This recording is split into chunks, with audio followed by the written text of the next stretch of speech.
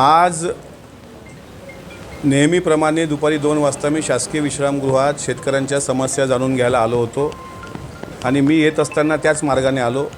मला असं कळलं की मनसेच्या काही पदाधिकाऱ्यांचा विभागीय मेळावा त्या बिल्डिंगमध्ये सुरू होता आणि ज्यावेळेस त्यांची गाडी दिसली तर इथला जो पंकज साबळे नावाचा त्यांचा अध्यक्ष आहे त्यांनी त्याला चिथावणी दिली।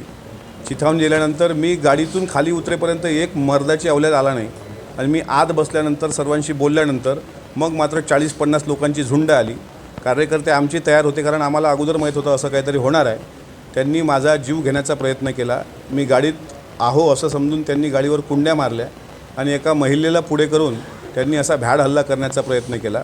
या माध्यमातून मनसेच्या राज ठाकरेंना माझं सांगणं आहे की महाराष्ट्रामध्ये लोकशाही आहे, इथे मोगलाई नाही। तुमचे कार्यकर्ते ज्या पद्धतीनं इथे आले त्यांचे हातपाय जमा करून आम्हाला पाठवता आलं असतं, पण आमचा पक्ष तशी आम्हाला ऑथॉरिटी देत नाही। मी एकटा असल्याचे पाहून ज्या पद्धतीनं गुंडशाही या लोकांनी केली त्यावर रितसर कारवाई मी एसपींना सांगितलं आहे। तात्काळ त्यांच्यावर गुन्हे दाखल करून त्यांच्यावर कायदेशीर अटकची प्रक्रिया मी सुरू केलेली आहे आणि मला विश्वास आहे की या झुंडशाहीला मी माझ्या पद्धतीनं भविष्यात उत्तर देणार। मात्र 2-3 लोकांच्या भरोश्यावर एखादा व्यक्ती एकत्र असेल तर 40-50 लोकांची झुंड घेऊन जर येत असाल तर या गुंडागर्दीला संपवलं गेलं पाहिजे, थांबवलं गेलं पाहिजे। कारण अकोला जिल्हा हा संयमी आहे। मला अकोल्यात कायदा सुव्यवस्थेचा प्रश्न निर्माण करायचा नव्हता। मी जर बाहेर आलो असतो तर मोठा प्रश्न निर्माण झाला असता। त्यामुळे मीही संयमाची भूमिका घेतली आणि माझ्यासोबत असलेल्या सर्व सहकाऱ्यांनासुद्धा मी संयमाची भूमिका घ्यायला लावलेली आहे।